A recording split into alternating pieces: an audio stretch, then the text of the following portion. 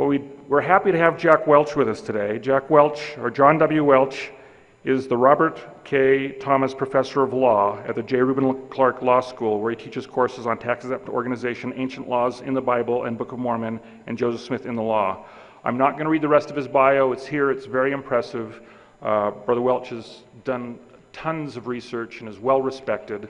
And it's the 45th anniversary for the discovery of Chiasmus, almost to the day, isn't it? So we're really excited to have him here speaking for us this day. He's got an impressive resume of things that he's done, and I think you'll really enjoy what he has to say. So with that, Jack Welch, John W. Welch, I should say.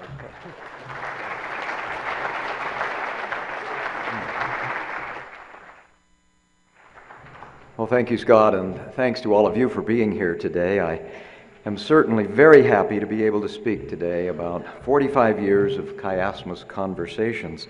Now, obviously, in 45 minutes and moving at a rate of 1 year per minute, we won't be able to cover very much of this.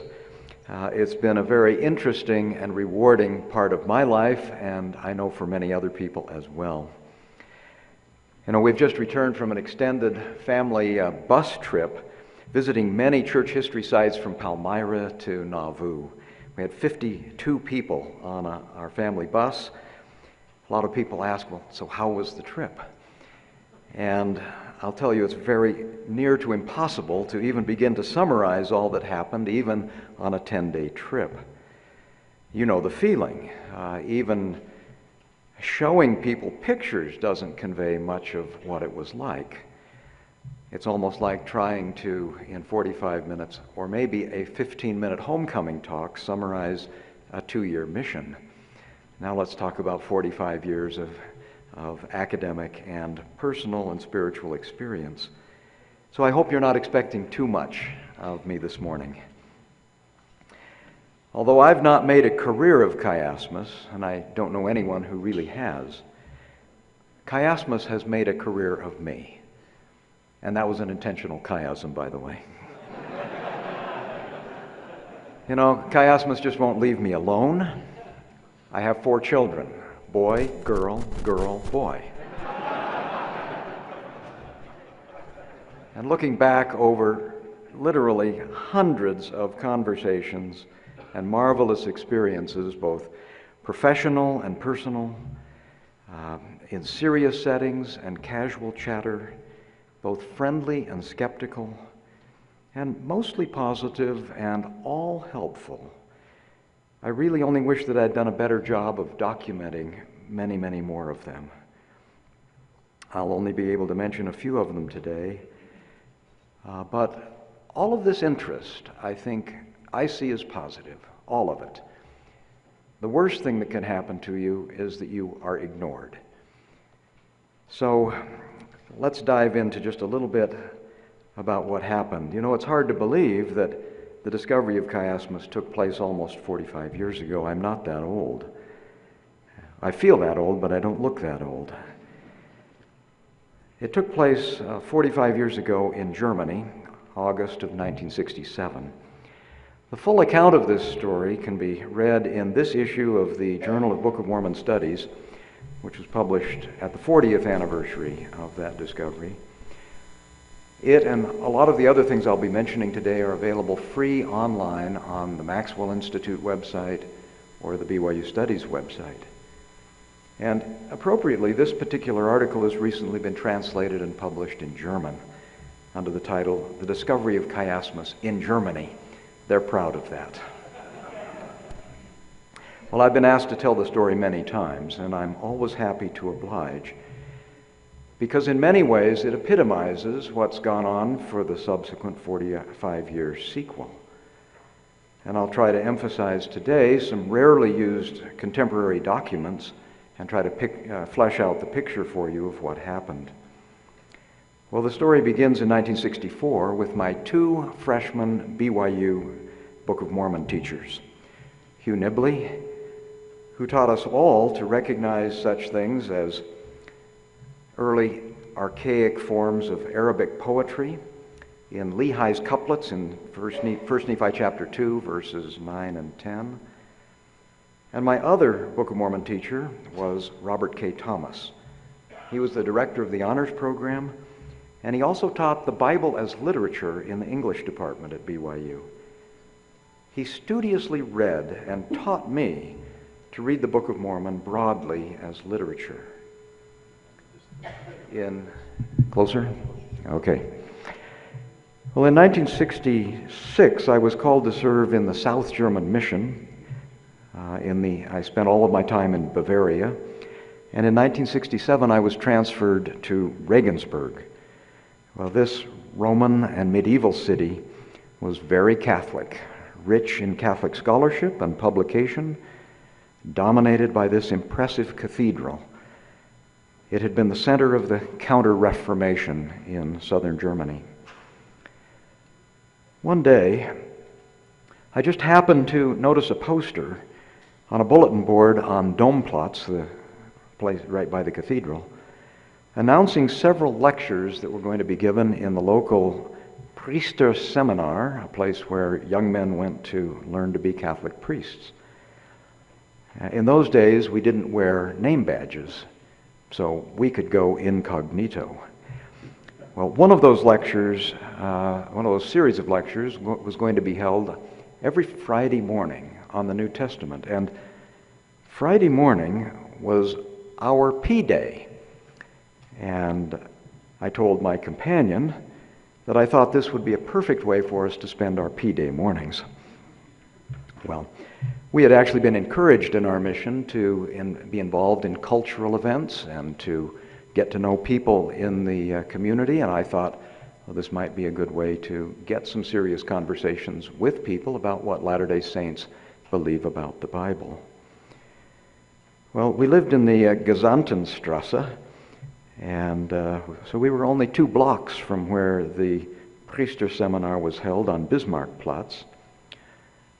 So we went and found the classroom there on the ground floor, and it just happened that the professor there was very excited to have just read a book by a Jesuit named Paul Gechter about the literary art in the Gospel of Matthew. Gechter's book had been published in 1965 in the Stuttgarter Bibelstudien, and Gechter's argument was that Matthew was writing to trained Hebrew readers, and accordingly he used chiasmus. That was the first time I'd ever heard of the concept.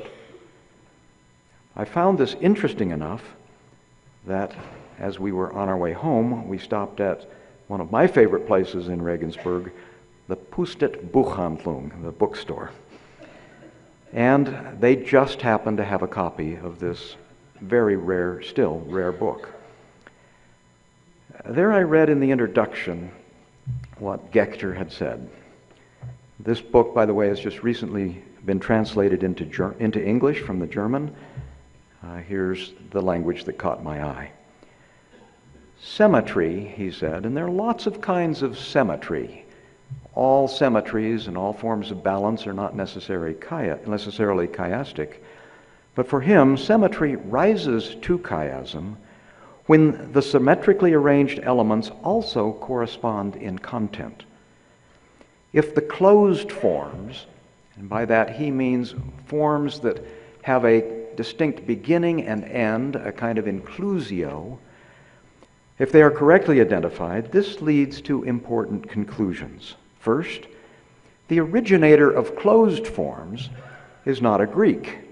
He said, I'm not entirely sure of that anymore, but for me, that's all I knew at that point. It was not a Greek, but a Hebrew, since the arrangement of a literary, non-poetic aspect of such forms can only be understood in the context of a Semitic background.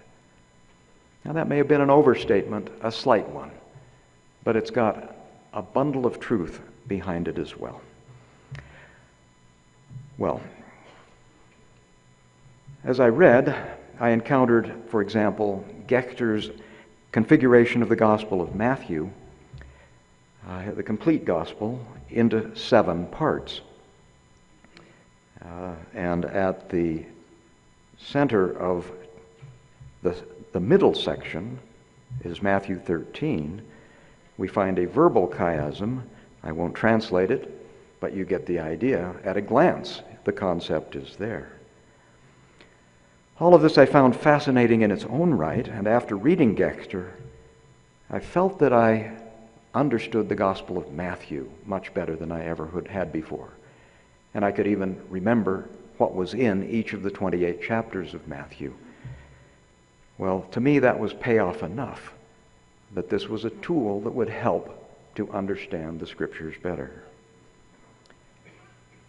But I hadn't even looked for anything like this in the Book of Mormon until I was awakened early in the morning on August the 16th, 1967, with a clear spiritual prompting that if chiasmus was anything like evidence of Hebrew style in the Bible, it must be evidence of Hebrew style in the Book of Mormon. I got up and went to our study table where my companion and I read in German to each other each night. I figured the purpose of this, it was a mission rule, was to reinforce each other's bad German accents. But I sat down and opened the book, figuring I'd just begin where we had left off the night before. I opened to Mosiah chapter 4, and then turned to this page, Mosiah chapter 5. And these are the pages from that actual book.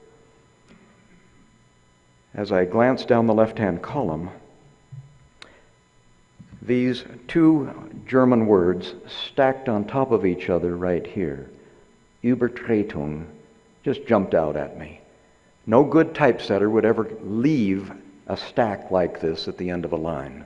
But when you've got long German words, there's not much choice sometimes. Well, it didn't take long to look at blotted out, ausgelöscht, right there, and see it again right here. Or other things like left hand, linken Hand, right here, and linken Hand, left hand, right there. Well, you can see my notations, A, B, C, D, this is the center, C, B, A, this is the center of Mosiah chapter 5. Well, you are probably familiar with this particular passage. It's become quite well known. Where am I now? So, here it is set forth in English, and we have here 6 elements repeated in exactly the opposite order, everything doubled, and not for any particular reason. If it's being written in good English or German, there would be no particular need for all of this repetition except to emphasize what is right at the middle, that the only thing that will ever cause this covenant that Benjamin has just made with his people to be blotted out is their own transgression. Well, King Benjamin makes this point, and you know, it's also significant to me that Benjamin began his discussion of the speech, preparing the way for his speech, by reminding us that he had required his 3 sons, to learn to read the ancient languages, and that Benjamin himself had taught those sons concerning the records, which may well have included him teaching them this kind of part of their rhetoric and literary tradition. Well, how central is this particular, are passages like this? Well, I quickly went back and read the entire of chapter 5, and here you see my notations, seeing that section of Benjamin's speech as a chiasm, and flip back to Mosiah chapter 3, and here you see chapter 3, verses 18 and 19, the most often cited scripture in the Book of Mormon from General Conference. And here you see the natural man and the natural man. Here you see the atonement of Christ, all very easily spelled out. And then much later, when I had a computer to be able to count the number of words in King Benjamin's speech, I wondered, well, how central is that central passage in the middle of the 7 sections of King Benjamin's speech? And the computer counts 2,467 words before that central passage and 2,476 words after it. If that's not the dead center of Benjamin's speech, I don't know what it could be. But if Benjamin's speech is being written on scrolls or on fold-out fig bark leaves of some kind, so that the text is being unrolled or unfolded, this passage, which is the most important passage in Benjamin's speech, would have been right in front of a person reading this scroll as they held out the 2 sides. So the centrality may have served a function in their own culture, along with that purpose and others as well. They aren't thinking of us when they write this way, they're thinking of themselves. Well, so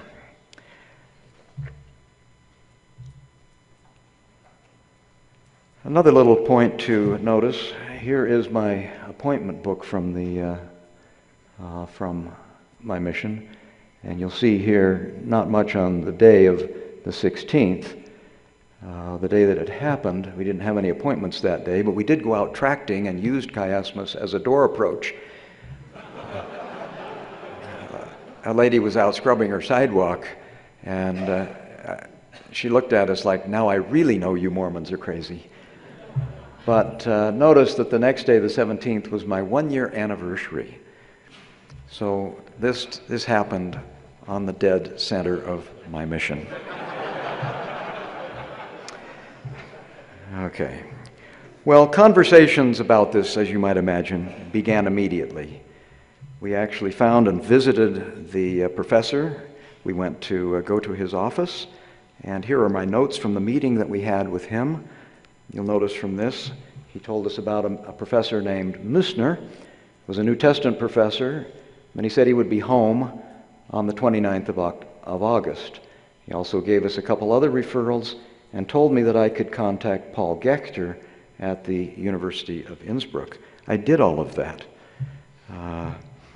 2 days later, August the 18th, I wrote my weekly obligatory letter home to my parents. This time, however, the letter was a little different than usual. Normally it was about 1 page, and it just said, well, we went tracting and got the door slammed in our face a lot. But this time, and here's a copy of the letter, right now, I said, all I can think about is a discovery that I made on Wednesday morning. It's a great idea, and I'm really excited about it. We've shown it to professors and theologians, and no one can refute it. Well, okay, you can tell I was enthusiastic. This discovery came from a combination of study and also, as I say in the letter, not without a big push from the Lord. Well, I soon had worked my way all the way through 1 Nephi chapter 1, which has been analyzed by a lot of people in different ways.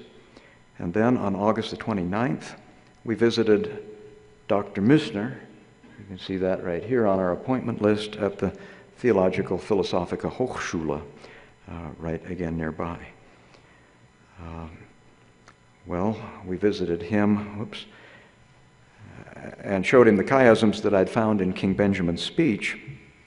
He recognized these as fine chiastic passages, but when he realized that they came from the Book of Mormon, he abruptly asked us to leave and showed us the door.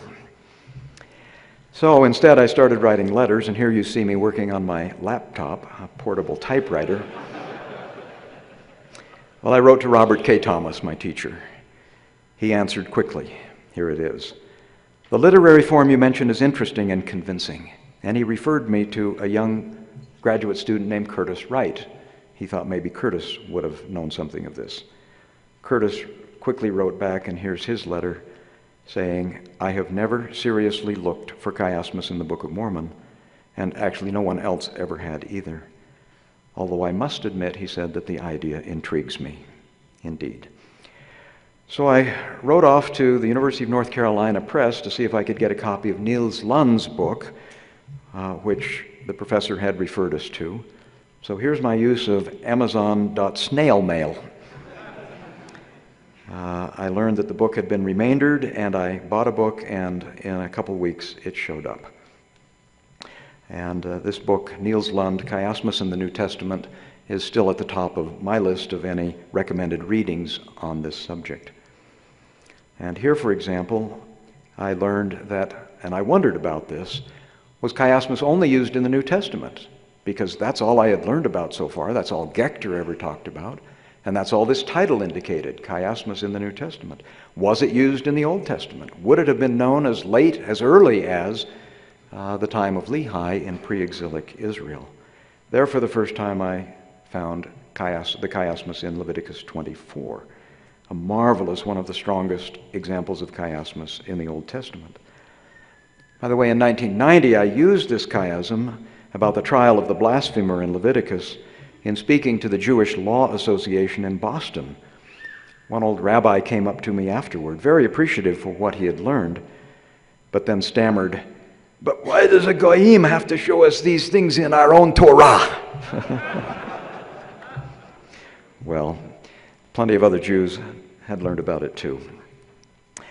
In August of 1968, on my way home from my mission a year later, I did visit Paul Gechter in his monastery in Innsbruck. We had corresponded a little, and he gave me much more time than he had on his calendar and that he had planned. And in the end, he sincerely blessed me and encouraged me, said, "You are a lucky young man. You have found a life's mission." A month later, I was back in Provo. And that very first night, checking in at our dorm, and then guess where I went at 10 o'clock at night? Hugh Nibley's house. I knocked on the door. He kept me there late into the night, wanting to see everything I had ever read or found on the subject, and he agreed on the spot to be my mentor and eventually became my master's thesis advisor. That fall, I wrote an article about what I had learned on chiasmus in the Book of Mormon. It was published in BYU Studies in 1969. I was an undergraduate, so I hope people will cut me a little slack for what I wrote there. Some of the statements have been, in time, with further research, modified slightly, but the essence of the article is still good, and it stands, I think, as a real landmark in LDS scholarship. And there I presented for the first time Alma chapter 36. I know that blogs have accused me of being obsessed with Alma 36, but obsession, that may be an overstatement, but hey, what's wrong with being obsessed with Leonardo's Last Supper or Michelangelo's Sistine Chapel ceiling or any other masterpiece? And I think this is awfully good. I remember, in fact, a conversation with David Noel Friedman, the editor of the Anchor Bible series, at Truman Madsen's home in the early 70s. Friedman and I sat down, and his specialty was Yahwistic poetry. He knew a little bit about chiasmus, and I was intrigued to show it to him. Together we read through all of Alma 36, every word, marking things as we went. After a reflective assessment, he commented, "Latter-day Saints are lucky. This book is very beautiful."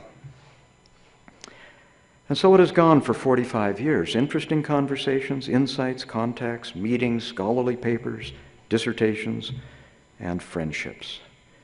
Friedman soon agreed to write the preface for Chiasmus in Antiquity, a book that Bob Smith and I worked on and had with us collaborators such as Yehuda Radai from the Technion in Haifa, Jonah Frankel at the Hebrew University in Jerusalem, Wilford Watson, who was then at the Pontifical Biblical Institute in Rome.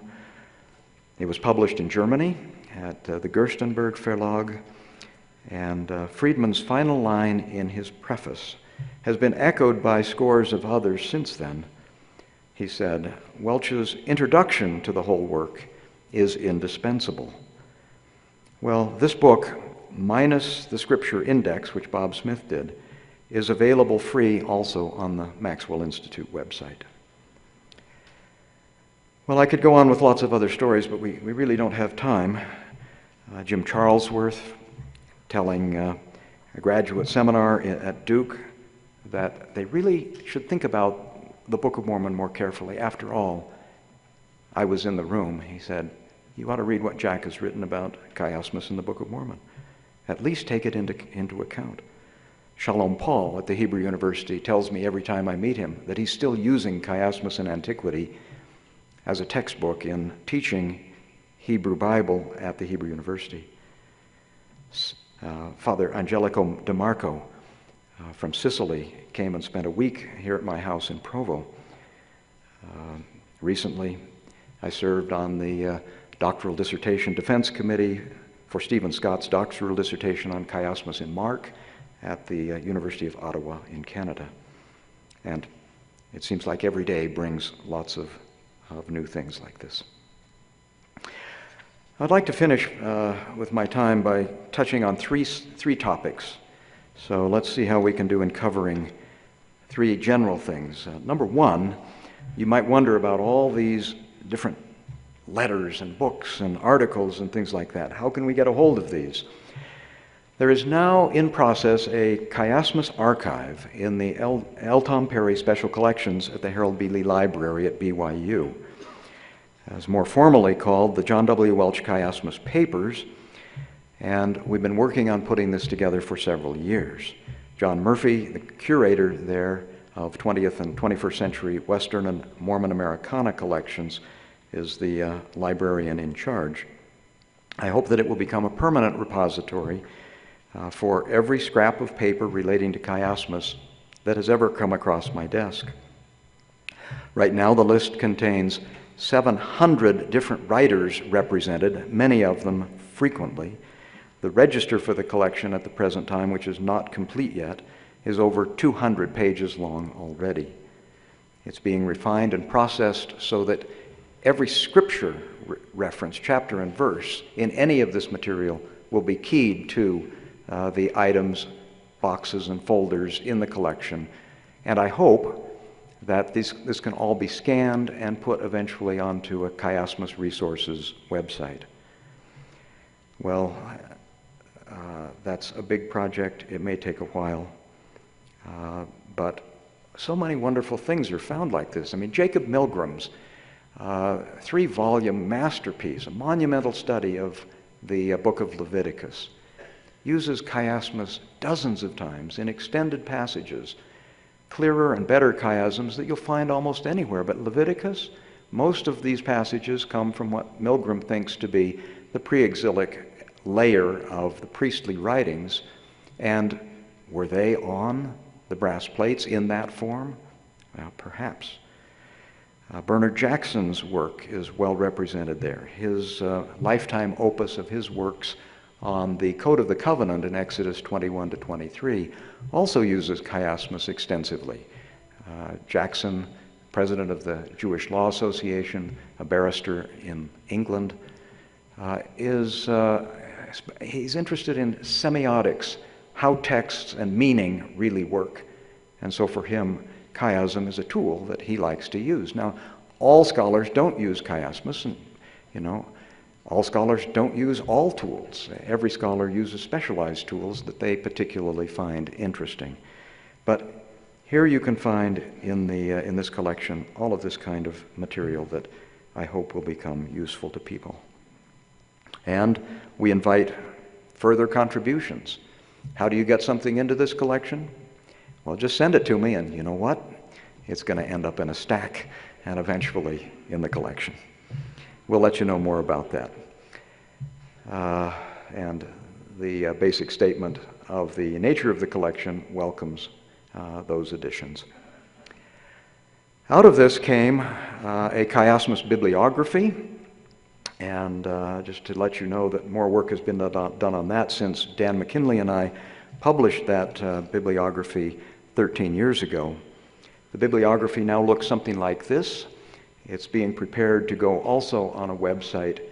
All the blue underlinings will be live links so that everything in the bibliography, which is 197 pages long like this, can be then accessed with a click, maybe also a fee on the other end, but it will be a dynamic bibliography and it's growing all the time. I'll show you a few recent publications later.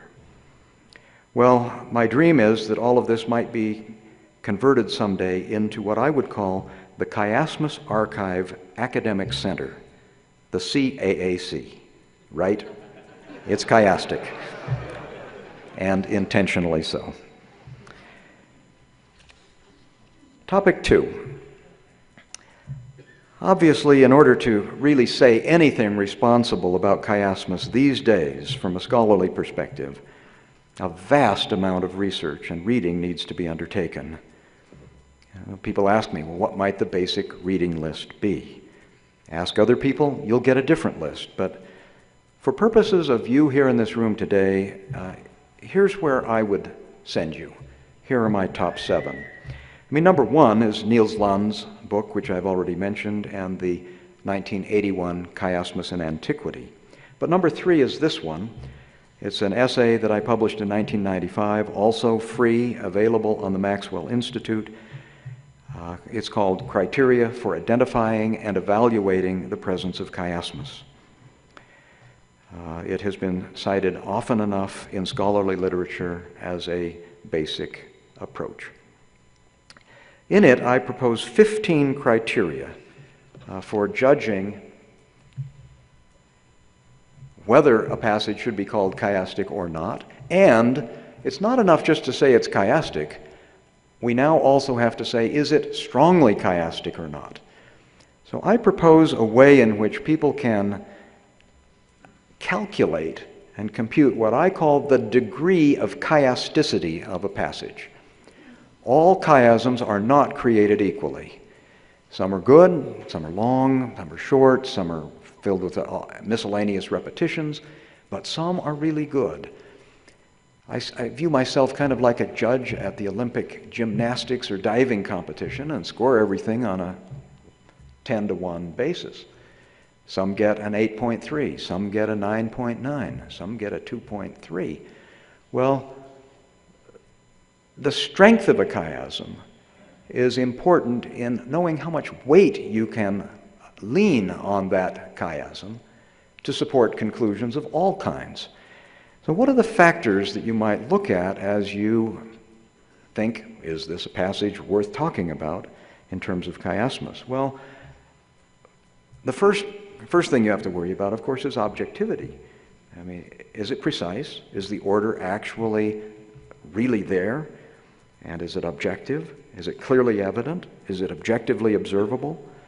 Does it depend on distant parallels or clever linkages? If so, well, it may still be chiastic, but maybe not quite so strongly so.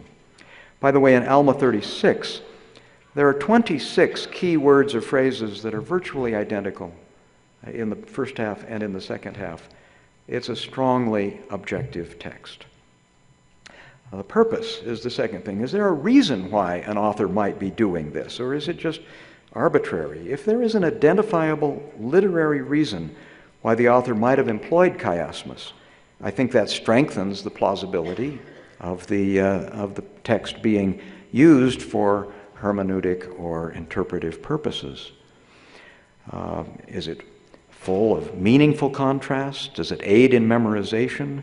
Is it the kind of text that one would be giving at a formal setting, such as King Benjamin's speech? Well, Alma 36 is a formal setting where he's giving his final blessing to his oldest son. The informal accounts of Alma's conversion, such as in Mosiah 27, use other forms of parallelism, like antithetical parallelism.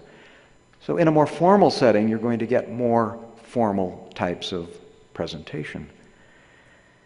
And in Alma 36, when you think of purpose, you're all familiar with the turning point there. How Alma wants to tell the story of his conversion. It was the turning point of his life.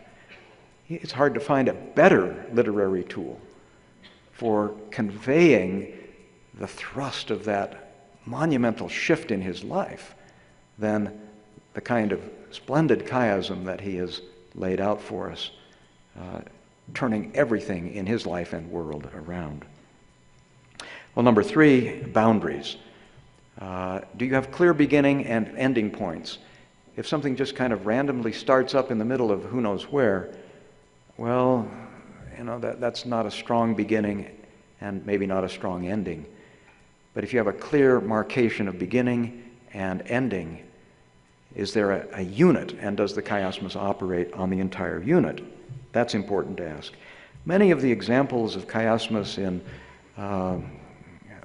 random other places, or even in the Doctrine and Covenants, fail this test. Because, you can find repetition, but if you don't have a beginning and an end and some organized operation on some unit, well, it's just a weaker presentation. So boundaries, I think, are an important point. Natural barriers are significant. Number 4, competition with other forms.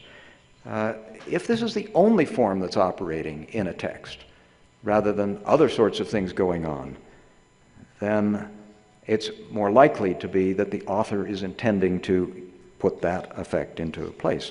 Hickory-dickory-dock, mouse ran up the clock, down he run. The clock struck 1, down he run, hickory-dickory-dock. Well, is that a chiasm?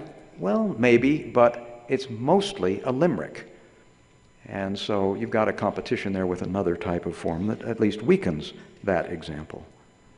Length.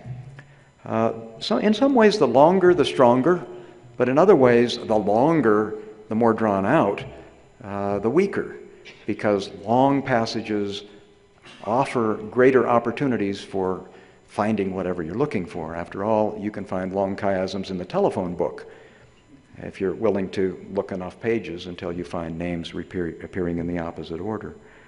But if length is combined with the next point, density, then you have a stronger presentation. And number 7, dominance. Is the chiasm focusing on important words? Are these the main points in the passage, or are they trivial, ordinary words?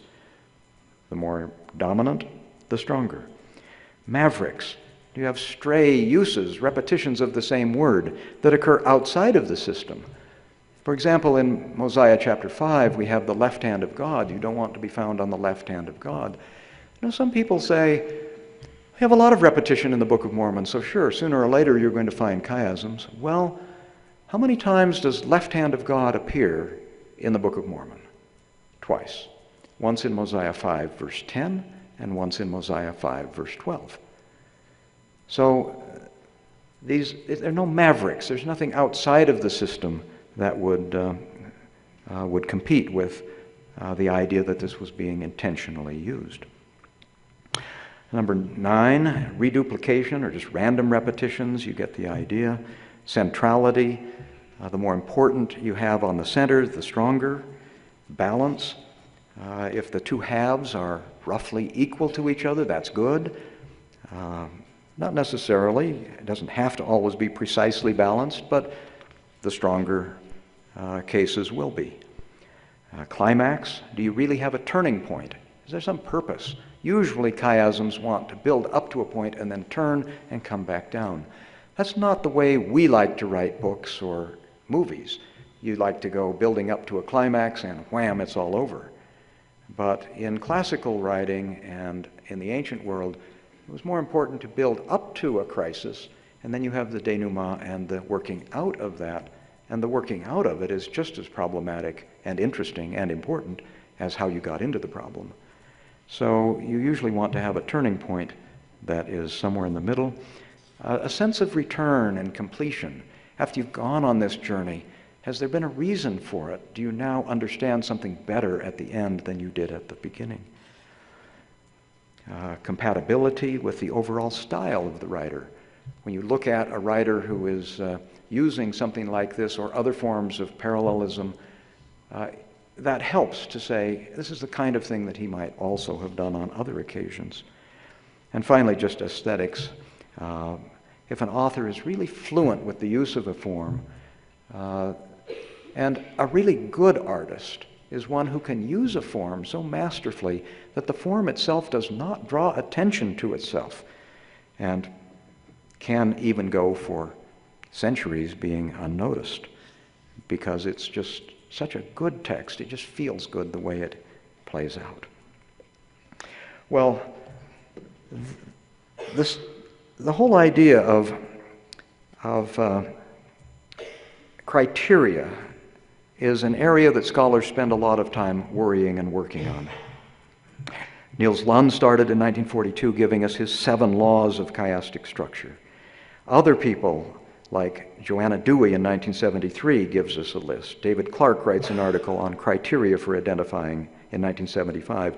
Craig Blomberg in 1989, and yes, this is Steve Robinson's interlocutor in the How Wide the Divide book, sets forth 9 rules for chiasmus in his study of 2 Corinthians, and others. John Boda gives 13 very helpful cautions for identifying potential weaknesses or errors in rhetorical analysis of chiastic passages, and so on. And most of these problems, if you have a sense of these rules and apply them carefully, you can then analyze particular passages and avoid broad sweeping statements of any kind about the strength or value of chiasmus. It's much more profitable to take and look at a particular passage and let's just deal with that, rather than trying to make general statements that usually are oversimplifications. My 4th recommendation is found in Noel Reynolds' book, Book of Mormon Authorship Revisited, where you'll find there an article entitled, What Does Chiasmus in the Book of Mormon Prove? I'm not going to go through this in any detail, but let's see, I need to go this way. You can read it. Too many people looking at chiasmus only wonder whether it proves that the Book of Mormon is true. You know, it's an important aid to us in taking the book seriously. And yes, it shows that the book is consistent with some ancient style that Joseph Smith probably had no idea of. But does it prove the Book of Mormon true?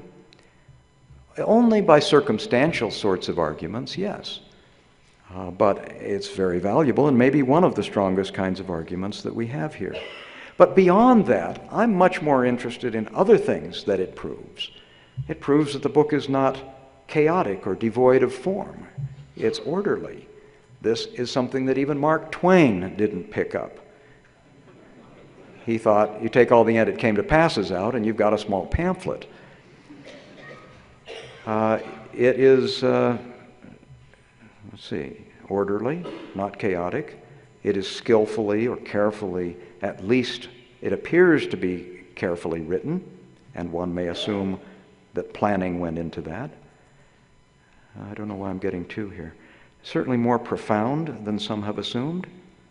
You take Alma chapter 41, where Alma uses chiasmus very creatively to describe what he means by the restoration of justice, that good will be restored for good, evil for evil, this kind of balancing in the jurisprudential concept of Alma, and after all, he was a chief judge, how he used chiasmus to explain this talionic sense of balance in justice.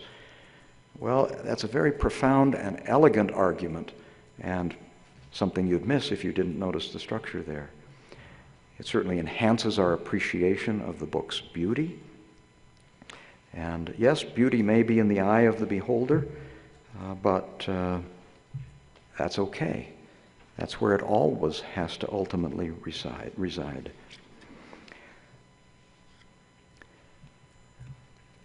It does at least prove that the Book of Mormon is consistent with the claim that the book itself makes, that it was translated from a Hebrew text. And let me give you one example here.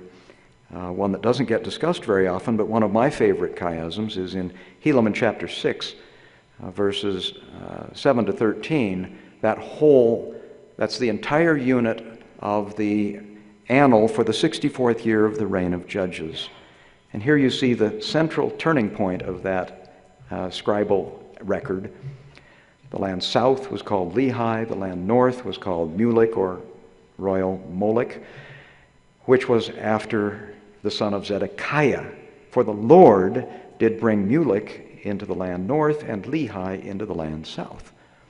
Now there's a lot simpler way to say that. You say God brought Lehi to one and Mulek to the other. But it's done to show the balance here, because the purpose of reporting the 64th year of the reign of Judges was that there had finally begun to be correspondence and communication and trade between the land north and the land south.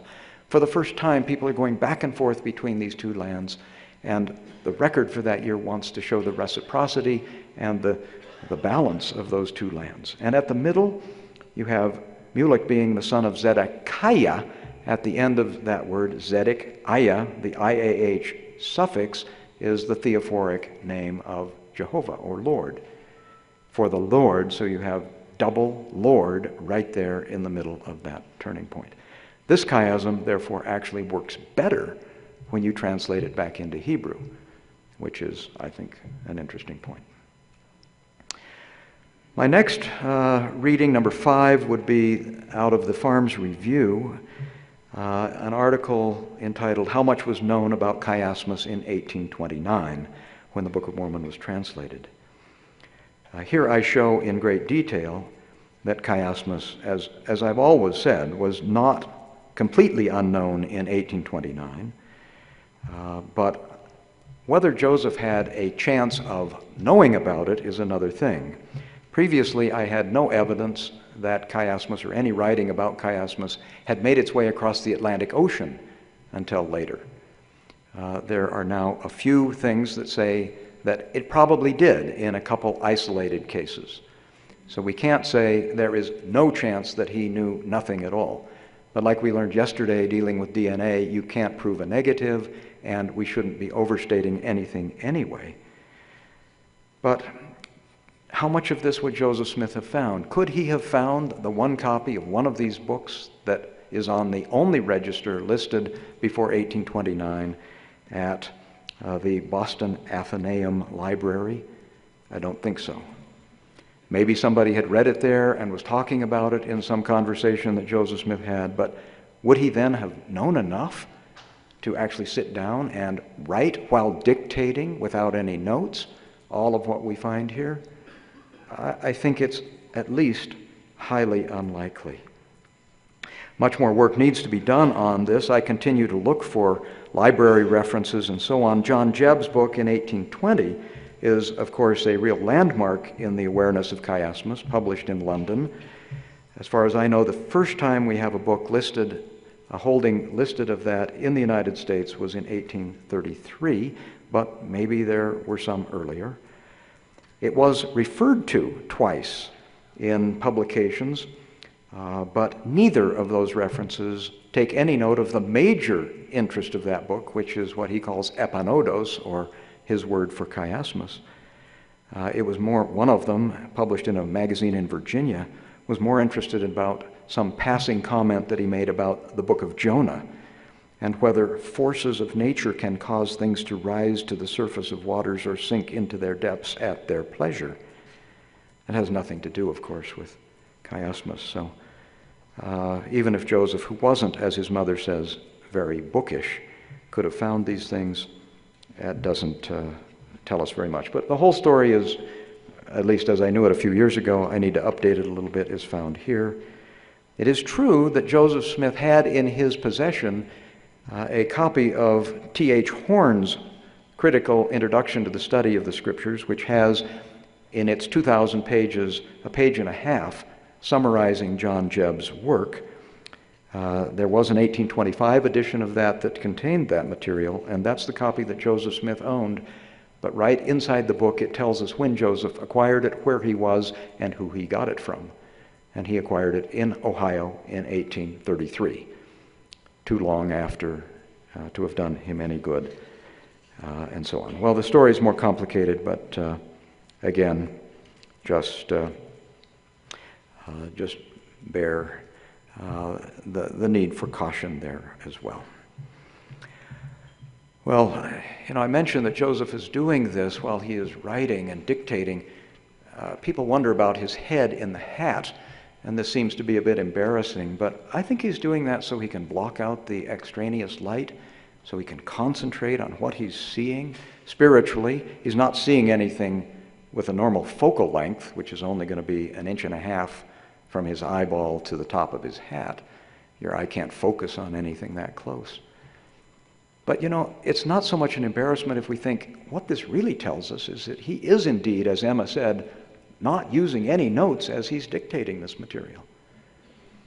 And think of the task. This isn't really a chiasm, but it is a type of reversal or a mirror image. Take the beginning of the book of Ether, where Joseph goes through that Jaredite king list. He gives 30 names from starting with Ether and going back to Jared. And then what does the rest of the book do? It starts with Jared and goes through, tells a lot of other things along the way, but interspersed is a reference to every one of those 30 names in exactly the opposite order. Somebody knows that king list and is using it as the background of the book of Ether. That's pretty remarkable. And I think it's the same with a lot of these chiasms where, are you going to remember exactly the order and how this worked? Not too likely. Well, I should have had that up for you, sorry. Various books and the things I've been discussing. Well, also next, we've got the final two things I would really encourage everyone to read are in BYU Studies. And these also are available free. They're both written by Boyd Edwards and Farrell Edwards. They give a very rigorous statistical and probable argument about does chiasmus appear in the Book of Mormon by chance? What are the likelihoods that any of these structures, the best, you take the best in the New Testament, you take the best in the Doctrine and Covenants, and you notice the probabilities here, the likelihood, and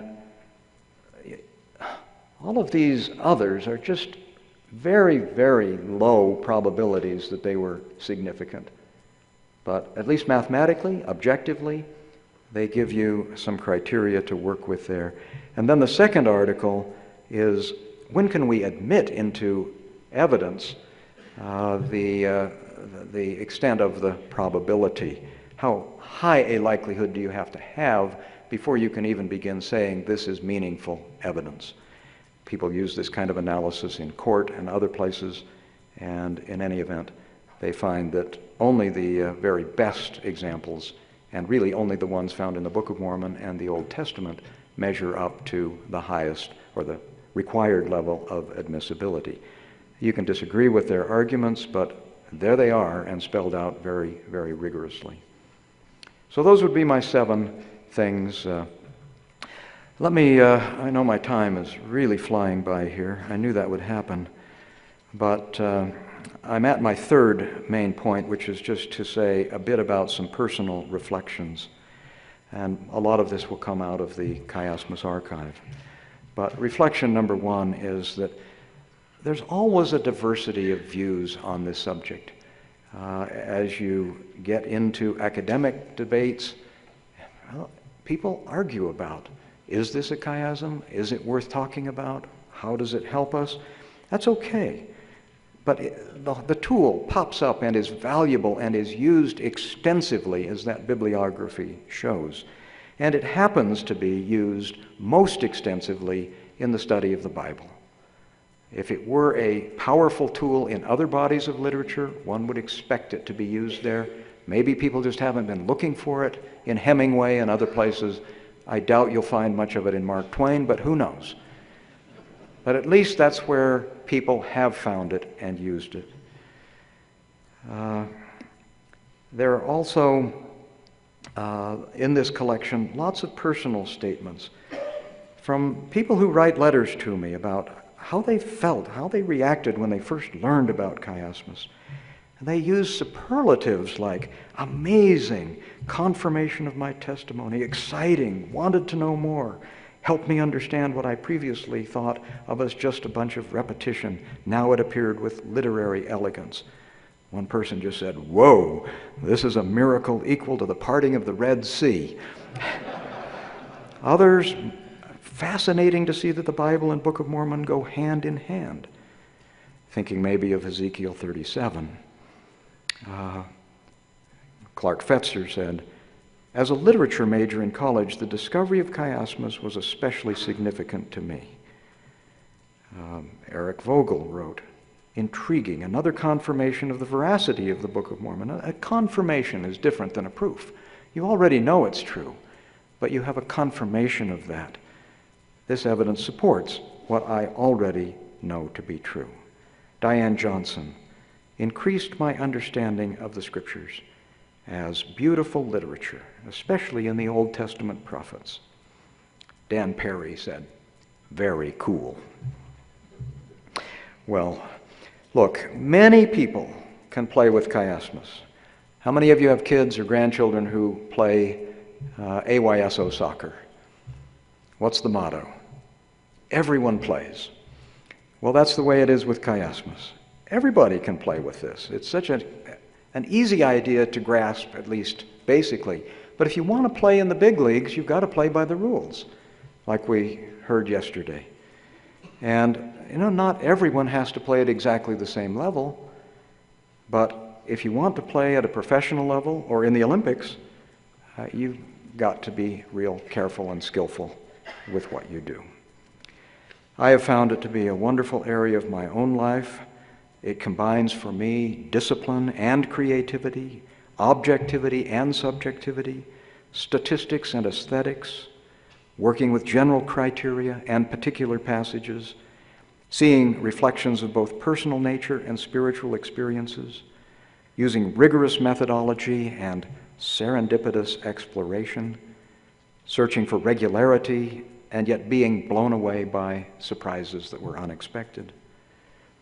For all of this, I love this area of academic and spiritual work for its fullness and richness. Let's not sell it short in any way by overstating, misstating, or understating what it can mean. Remember that in some senses, making a bad argument is worse than making no argument at all. And of course, at the same time, making no argument at all is just as bad as making no argument at all. Well, let me just conclude with my testimony, which comes from hundreds of different avenues of spiritual and intellectual interaction with the Book of Mormon, now for over 50 years. I know this book to be true. I also know it to be good. I also know it to be beautiful. I also know it to be what this world needs now. As B.H. Roberts once said, the Holy Ghost will always be the first and primary way in which we will know the truth of the Book of Mormon. But he went on to say, secondary causes, as in science, are also important. The truth, in order to be known, must be stated. And the clearer it is stated, the more will the Holy Spirit have the power to confirm its truth to those who are listening. I pray that we will be able to state, to be articulators of the truth on an informed, careful, rigorous basis, that the truth may come out in all hearts and in all minds, that people will be excited about what is good and true in this world, and I ask that in the name of Jesus Christ. Amen.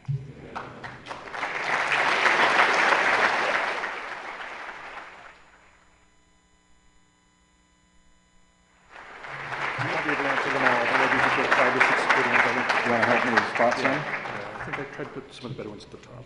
So. Okay, is chiasm strictly a literary tool, or is it a product of oral thought? Excellent question. It, of course, is used in cultures where memorization is important. If you know the chiastic structure of a passage, it's really easy to memorize. I required my honor students in the Book of Mormon, when I taught a couple years ago, to memorize all of King Benjamin's speech. Once they knew the chiastic structure, believe it or not, they could stand up and in 30 minutes recite the whole speech. So it is a product of orality. It has a function there. But once it gets written down, these oral elements survive, and they become a part of what is expected, partly because these texts were then also performed or read. People believe, for example, that the Gospel of Mark is not really intended to be read, and it is performable if you haven't ever seen it performed on stage. Does chiasmus show up in Islamic writings? I have to ask Dan Peterson that question, but I'm not aware of anyone who has studied chiasm but I'm confident it must be. It's a part of the whole Arabic Semitic background. And the chiasmus in antiquity shows chiasmus in Aramaic as well as Hebrew texts, and so Dan says, yes, it's there. It would be interesting to see how those spell out. I don't know if they're as long as what we have here in the Book of Mormon, or are they just the more classical, what I call simple chiasms? Yeah. Lengthy poems. Lengthy poems done that way? Yeah. Very good. They're kind of related. So. Does it show up in any contemporary writings at the time of Joseph Smith? Well, people have made their claims that it's in the Spalding manuscript, but I'm dubious of that. And again, it's a question of quality. When you say, does chiasmus? Well, at what degree does chiasmus show up? Is it there at a 3.1 level and therefore really not significant? Or do we really have strong examples? Personally, I have not been persuaded that there are many that are really even close to being strong there.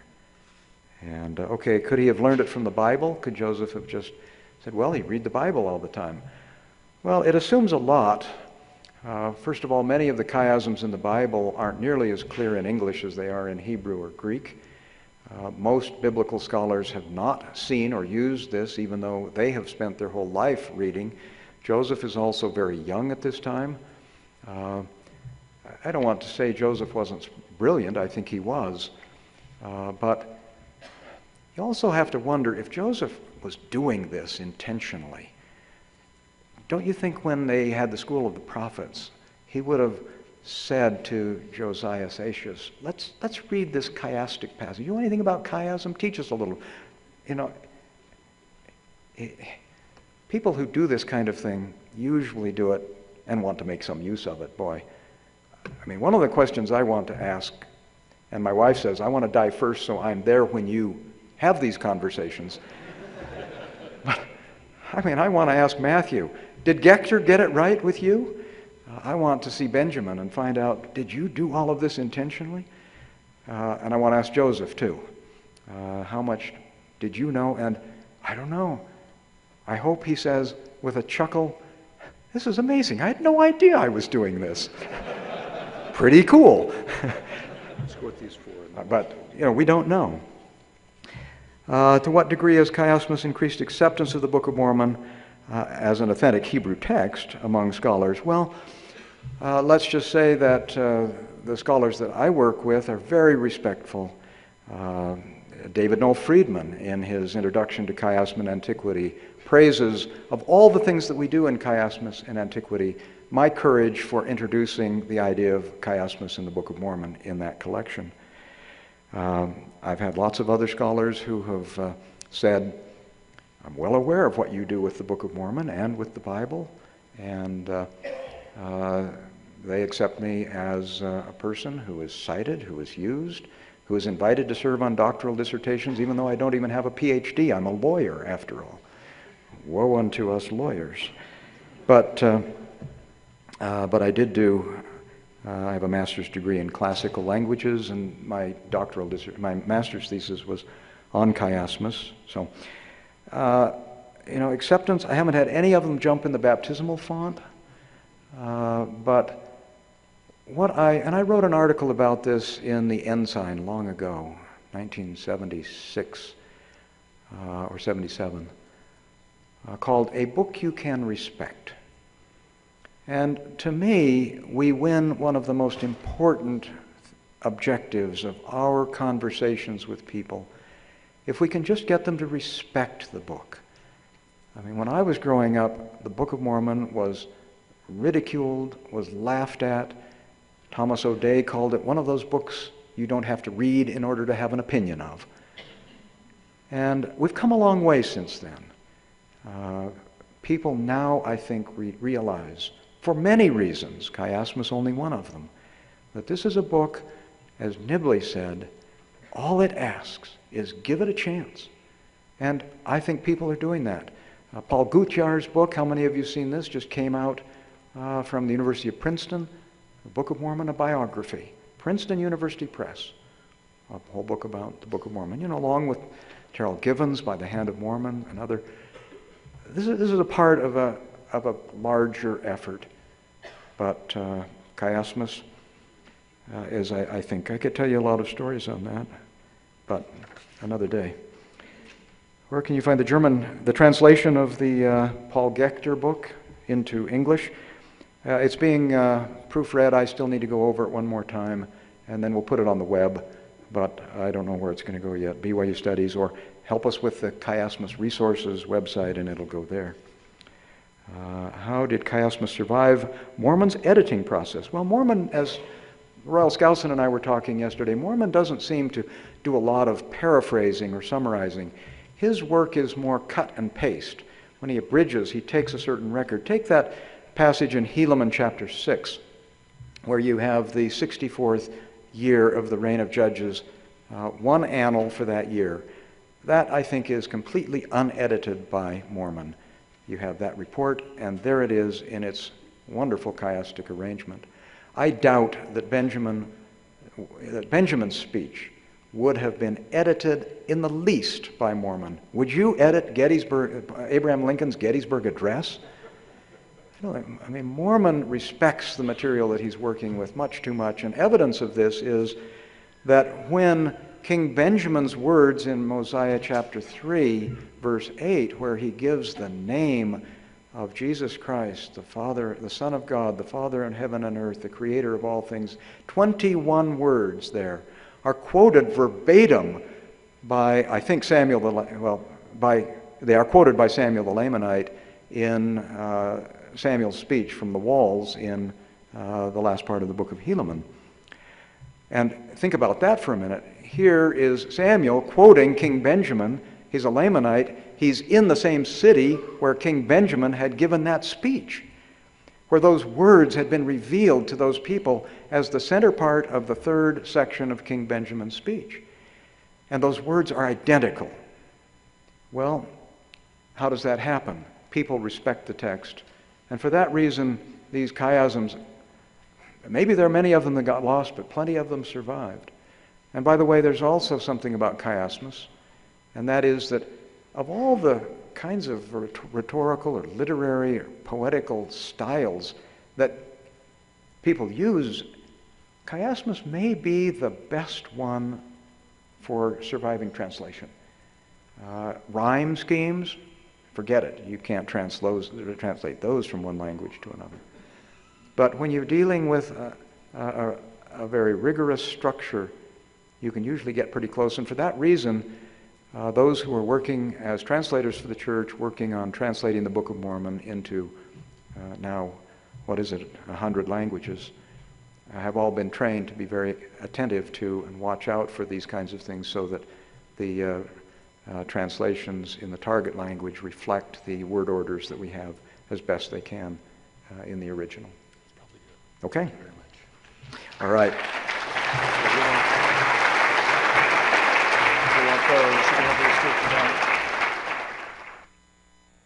Thank you very much. 5-minute break.